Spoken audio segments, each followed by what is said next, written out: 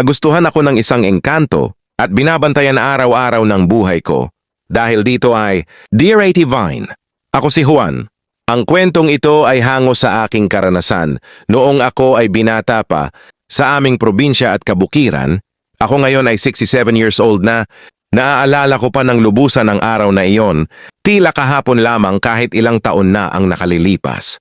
Ako'y isang simpleng lalaki lamang, nagtatrabaho sa bukid araw-araw, marunong gumalang sa nakatatanda at sa lahat ng bagay na nilikha ng may kapal. Pagkatapos ng mahabang araw ng pagtatrabaho, naglalakad ako pa uwi ng mag-isa. Pagod ang katawan ngunit payapa ang isipan. Sa daan kailangan kong dumaan sa tabi ng matandang puno ng balete, ang punong laging sinasabi ng matatanda na tahanan ng mga diwata at engkanto. Noon, nilalampasan ko lamang ito habang bumubulong ng pagbati at paggalang ayon sa nakagawian. Hindi ako natatakot dahil alam kong kung mabuti ang iyong kalooban, walang masamang mangyayari. Ngunit sa gabing iyon, nagbago ang lahat.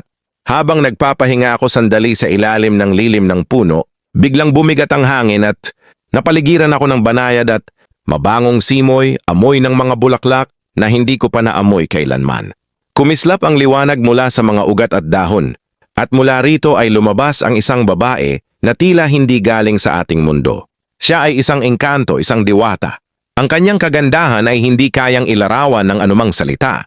Mahaba at itim na itim ang kanyang buhok na umaabot hanggang sa kanyang baywang, maputi at makinis ang balat na tila kumikinang sa dilim, at ang kanyang mga mata, kulay esmeralda na puno ng lambing at hiwaga.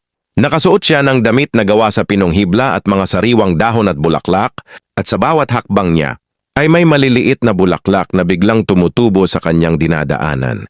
Nanatili akong nakatayo, hindi makagalaw sa pagkamangha at paghanga. Hindi siya agad nagsalita, ngunit sa kanyang tingin pa lamang, naramdaman ko ang init at kabutihan. Sa malumanay na tinig na parang himig ng agos ng tubig at ihip ng hangin, sinabi niyang matagal na niya akong pinagmamasdan.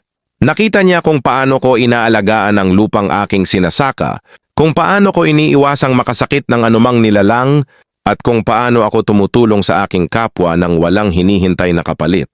Sinabi niyang sa tuwing lumalapit ako sa kanyang tahanan, nararamdaman niya ang kakaibang kapayapaan at liwanag na matagal nang nawawala sa kanyang puso. Unti-unti, habang pinagmamasdan niya ang aking simpleng pamumuhay at ang kabutihan ng aking kalooban, nabuo sa kanya ang pagkagusto, isang damdaming malinis, tapat at puno ng pagmamahal. Aminado ako, noong una ay naguluhan at natakot din ako. Ako ay isang simpleng lalaki lamang, may hangganan ng buhay at maraming kahinaan. Siya naman ay isang engkanto, walang hanggan ng buhay, tagapangalaga ng kalikasan, at nabibilang sa mundong puno ng hiwaga at hiwalay sa atin. Magkaiba ang ating mundo, magkaiba ang ating kapalaran, ngunit habang nakikinig ako sa kanyang mga salita at nakikita ang katapatan at lambing sa kanyang mga mata, unti-unting nawala ang lahat ng alinlangan. Ipinaliwanag niya na ang kanyang pagkagusto ay hindi para magdulot ng kapahamakan o ilayo ako sa aking pamilya at buhay. Ang nais lamang niya ay mahalin ako, bantayan ako, at ibahagi sa akin ang kagandahan at yaman ng kalikasang kanyang inaalagaan. Mula noon, naging madalas ang aming pagkikita, lalo na kapag gabi at tahimik na ang paligid. Dumarating siya na may dalang mga prutas na napakatamis at nakapagpapalakas ng katawan, mga bulaklak na nagbibigay ng magandang pangitain, at mga payo na galing sa karunungan ng mahabang panahon. Itinuro niya sa akin kung paano makinig sa tinig ng hangin at ng mga puno, kung paano basahin ang mga palatandaan ng panahon, at kung paano mas lalong pahalagahan ang bawat biyaya ng lupa. Sinabi niyang kahit magkaiba kami ng kalikasan, ang damdaming nabuo sa pagitan namin ay totoo at sagrado. Hindi niya hinihingi na sumama ako sa kanyang kaharian. Nais lang niyang malaman kung mayroong nagmamahal at nagbabantay sa akin, higit pa sa nakikita ng karaniwang mata. Ngayon, sa tuwing dadaan ako sa ilalim ng punong balete, lalo akong nagbibigay pugay at bumubulong ng pasasalamat. Alam kong naroon siya, nakatingin ng may lambing, nagmamahal, at nagbabantay sa akin kahit saan man ako magpunta. Iyang kwentong ito ay itinatago ko sa aking puso, isang kwento ng pag-ibig na tumawid sa pagitan ng tao at engkanto. Isang patunay na ang pagkagusto at pagmamahal ay walang hangganan, walang pinipiling anyo o mundo.